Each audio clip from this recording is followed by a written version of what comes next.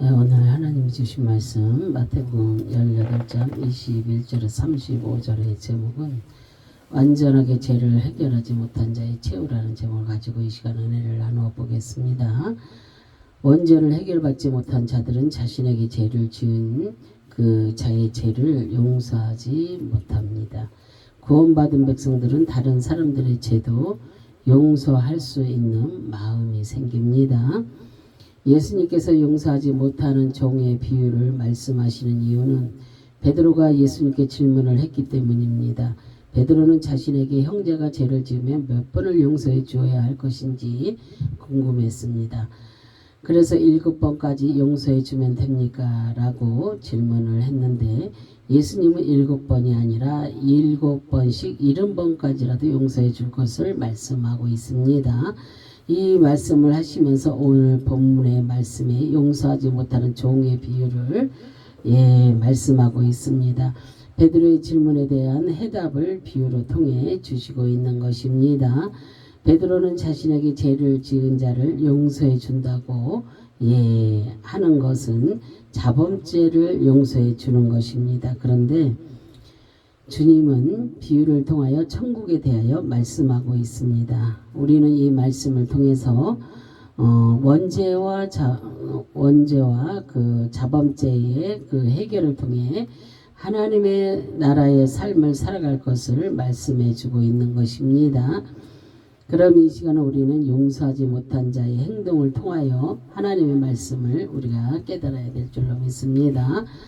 이 종은 바로 나를 말씀하고 있기 때문입니다. 이 비유의 말씀의 핵심은 하나님으로부터 원죄를 해결받은 사람들은 자신에게 죄를 짓는 자들의 그 자범죄를 용서해 줄 수 있다는 것을 말씀하고 있습니다.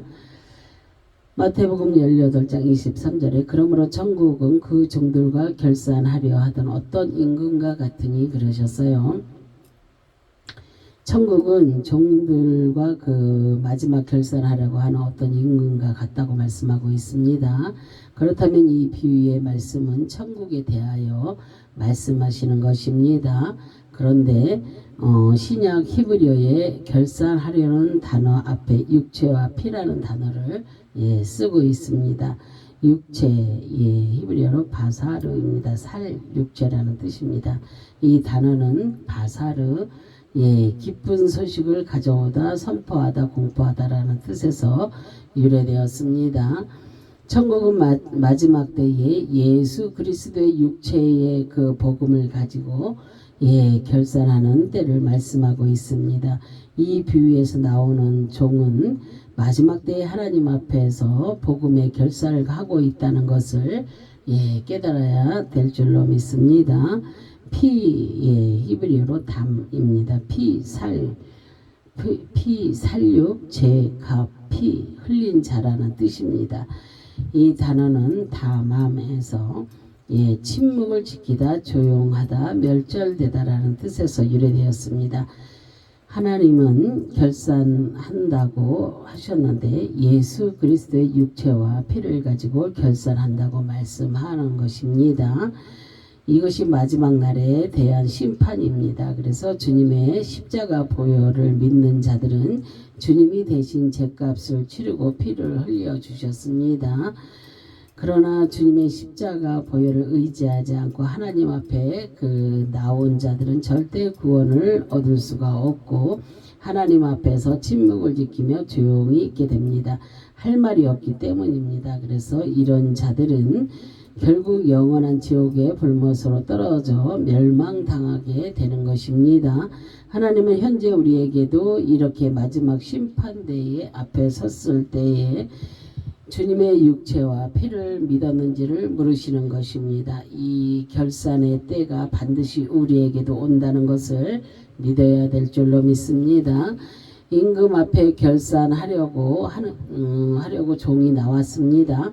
그런데 10,000달란트의 빚을 가지고 빚을 지고 있는 것입니다. 그런데 무수히 헤아릴 수 없을 정도의 빚을 지고 있다는 것을 우리가 알 수가 있습니다. 예, 때에 그랬잖아요. 예, 히브리어로 할 날입니다. 수치당하다, 더럽힘을 받다, 상하다, 구멍나다라는 뜻입니다. 그래서 마지막 하나님 앞에 나갔을 때 10,000달란트의 빚진 자를 결산하는데 십자가에 고난 당하시고 더럽힘을 받아 주님의 육체가 상하여지고 또한 대못에 손과 발과 구멍이 나고 창에 위에 옆구리에 구멍이 나는 결산을 하나님께서 하시겠다는 것을 말씀하고 있습니다. 만약에 이것을 갚을 능력이 없으면 결국 영원한 지옥을 그 지옥의 불못에 들어가게 되는 것입니다. 은 그랬잖아요. 예, 캐샤프입니다. 히브리어로 은이라는 뜻입니다. 이 단어는 카샤프에서 예, 치욕을 당하다, 창피 당하다라는 뜻에서 유래되었습니다. 10,000달란트의 빚을 지고 있는 종은 현재 원죄에 대한 것을 말씀하고 있는 것입니다. 예, 자범죄가 아니고 원죄에 해당하는 말씀입니다. 그래서 하나님 앞에서 자신 스스로 이 죄를 해결해 보려고 했지만 절대 해결이 되지 않는 것입니다. 예, 이런 자들은 바로 율법주의자들을 말씀하고 있습니다. 은으로 10,000달란트의 빚을 지고 있다는 것은 유대인들은 속전세를 하나님 앞에 내야 합니다. 속전세를 은으로 하나님 앞에 냈습니다. 그렇다면 예수 그리스도께서 십자가에서 치욕당하시고 창피당하여 죽으신 것을 믿는 자들은 예수 그리스도를 통하여 속전세를 하나님 앞에 다 낸 것입니다. 예, 하지만 원죄를 자신들이 해결하려고 자신의 의를 가지고 나온 자들은 하나님 앞에 절대 원죄가 해결되지 않고 자신이 치욕당하며 창피를 당할 수밖에 없다는 것을 말씀하고 있는 것입니다. 예, 그래서 이것이 마지막 날에 하나님 앞에 결산하는 종의 모습입니다. 이것이 바로 나에게도 연관이 있습니다. 예, 내가 내 힘으로 원죄를 해결하라고 한다면 10,000달란트의 그 빚을 지고 있는 것입니다. 하지만 예수 그리스도의 공로를 의지하고 십자가의 보혈을 믿는 자들은 주님께서 나의 10,000달란트의 빚을 가져가신 것입니다. 마태복음 18장 25절에 갚을 것이 없는지라 주인이 명하여 그문과 아내의 자식들과 모든 소유를 다 팔아 갖게 하라 하니 그러셨어요. 임금 앞에 나온 종 10,000달란트의 빚을 갚을 능력이 하나도 없습니다.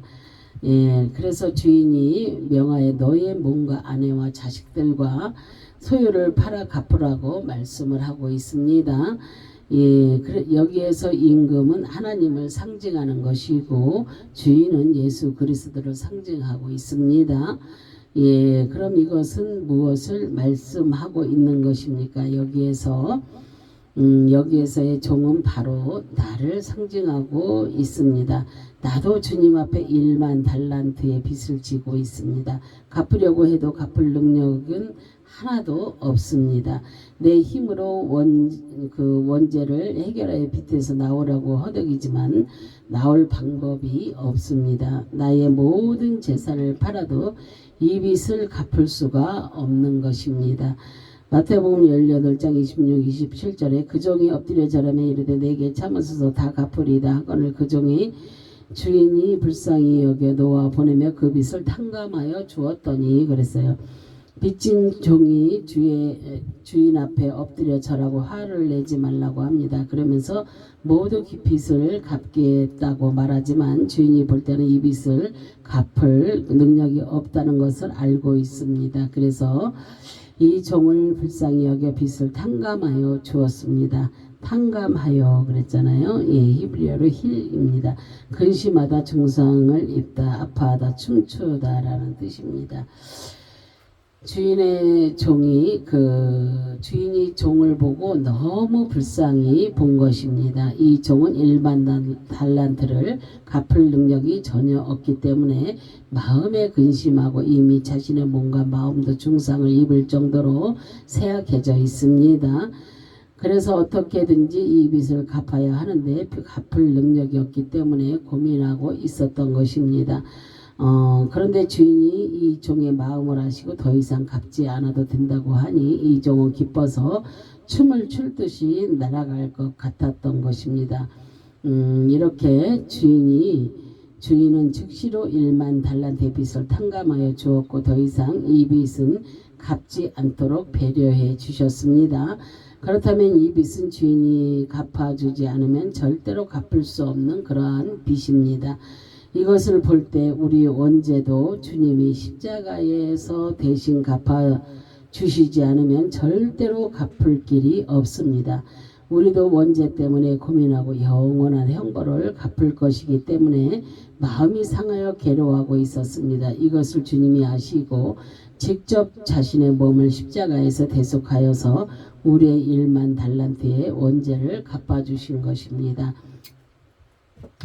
마태복음 18장 28절 30절에 보면 그 종이 나가서 자기에게 100달이온 빚진 동료 한 사람을 만나 붙들어 목을 잡고 이르되 빚을 갚으라 하며 그 동료가 엎드려 간구하여 이르되 나에게 참아주소서 갚으리이다 하되 허락하지 아니하고 이에 가서 그가 빚을 갚도록 옥에 가두거늘 그랬어요. 그런데 문제는 여기서부터 시작이 됩니다. 종이 1만 달란트의 빚을 탕감받고 나서 자기에게 빚진 한 사람을 만나게 됩니다. 이 사람은 100데나리온의 빚을 지고 있습니다. 그런데 이 사람의 목을 잡고 빚을 당장 갚으라고 소리를 치고 있습니다. 전과 똑같은 상황이 일어났습니다. 자신이 주인에게 한 것처럼 참아달라고 강구하고 있습니다. 그랬더니 그것을 참지 못하고 자신에게 빚을 갚도록 옥에 가두어 버린 것입니다. 그렇다면 우리는 여기에서 깊은 영적 의미를 깨달아야 합니다. 현재 1만 달란트의 빚을 탕감받은 자가 하는 행동을 통하여서 깨달을 수 있는 것은 이 사람은 원죄에 대한 탕감을 기뻐하지 않았다는 것을 알 수가 있습니다. 잠깐 기뻐하며 춤을 추었는지 그 시간이 아주 짧았다는 것을 알 수가 있습니다. 자신이 원죄에 대하여 회개하고 주님으로부터 용서를 받은 사람이라면 자신에게 자범죄를 저지른 사람의 죄는 반드시 용서가 되기 때문입니다. 내가 받은 은혜가 더 크기 때문에 작은 죄는 용서할 수 있는 마음이 생기는 것입니다. 그런데 이 종은 자신이 받은 은혜는 자신이 잘나서 받은 것처럼 생각했던 것입니다. 이런 사람들이 바로 율법주의자들입니다. 이 사람들은 자신이 받은 은혜는 모래 위에 기록해 놓고 자신에게 죄를 지은 사람들의 죄는 돌에 새기는 그런 자들입니다. 현재 우리가 이와 같이 1만 달란트의 원죄를 해결받고도 형제의 작은 그 자범죄를 용서하지 못하고 있다면 나는 진정으로 하나님께 은혜를 받은 백성인가를 생각해 보라는 것입니다. 영원한 형벌에서 영원한 생명으로 들어가는 원죄를 해결받았는데 이 세상에서 영생과는 관련이 없는 자범죄를 용서하지 못하고 있다면 나는 하나님 앞에 진정 구원받은 백성인가라는 것을 생각하게 되는 것입니다. 다시 말씀드린다면 영원한 생명을 얻은 영혼의 문제를 해결받고 이 세상의 육체의 일을 용서하지 못하고 있는 것입니다. 그래서 마태복음 18장 32절에서 34절에 이에 주인이 그를 불러다가 말하되 악한 종아 내가 필기에 내가 내 빚을 전부 탕감하여 주었거늘 내가 너를 불쌍히 여긴과 같이 너도 내 동료를 불쌍히 여김이 마땅하지 아니하냐 하고 주인이 노하여 그 빚을 다 갚도록 그를 옥졸에게 넘기니라 그랬어요.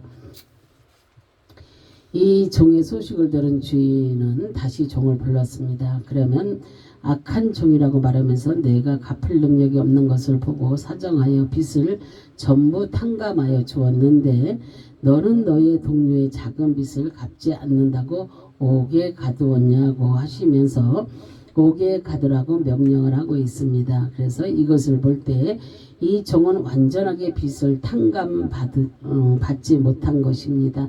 주인에게 대한 은혜를 수치로 만들어 버린 것입니다. 그래서 이렇게 엄청난 은혜를 주인으로부터 받았다면 많은 종들이 알고 있고 보았습니다. 그런데 이 종의 행동을 보면 완전한 은혜를 받은 것에 자신이 율법을 적용하여 수치를 주고 있는 것입니다. 그래서 이것은 결국 율법을 앞세워 자신에게 죄를 지은 사람을 정죄하는 것을 말씀하고 있습니다. 율법주의자들은 자신의 의의를 주장하고 자신에게 작은 죄라도 지으면 절대 용서하지 않는 그런 자들입니다. 이런 자들은 원죄가 해결된 것이 아니라 하나님의 진노가 잠시 멈추고 있다는 것을 말씀하고 있습니다. 이렇게 예수 그리스도께서 십자가에서 죽으심으로 그 1만 달란트의 빚을 갚아주시고 구속시켜 주셨는데 이 종과 같은 사람들은 이런 은혜에 그 자신의 의를 합하고 있는 것입니다. 주님의 구속의 은혜를 온전하게 믿지 못하고 있는 자들을 말씀하고 있는 것입니다. 마태복음 18장 35절에 너희가 각각 마음으로부터 형제를 용서하지 아니하면 나의 하늘 아버지께서도 너희에게 이와 같이 하시리라 그랬어요. 그런데 주님께서는 우리도 그 마음으로부터 형제를 용서하지 아니하면 하나님의 아버지께서도 우리에게 이와 같이 하신다고 경고하고 있습니다. 이 말씀의 의도는 무엇입니까? 예수 그리스도의 십자가 은혜로 원죄를 해결받았다면 형제의 자범죄를 용서해 주라는 그런 말씀입니다. 더 나아가 자범죄를 용서해 주지 않는다면 주님으로부터 받은 원죄의 그 용서의 수치를 주는 것입니다. 우리는 나의 행위로는 절대 원죄의 빚을 갚을 능력이 없습니다. 이것을 주님께서 십자가에서 갚아주셨습니다.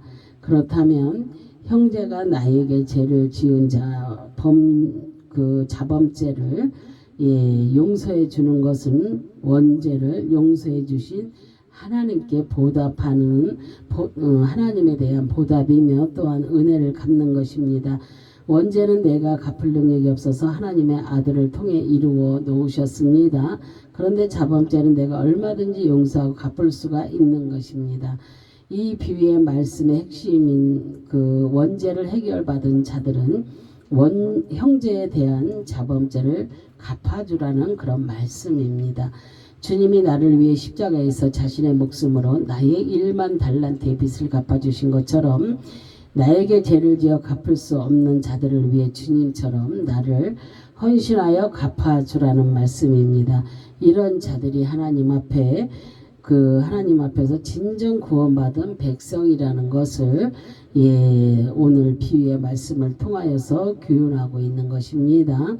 이제 우리가 예수 그리스도를 통하여 영원한 영생을 우리가 얻었으니 이 세상을 살면서 자범죄를 지은 자들에게 헌신하며 용서하는 삶을 사는 그러한 저와 여러분의 삶이 되시기를 주님의 이름으로 축원합니다.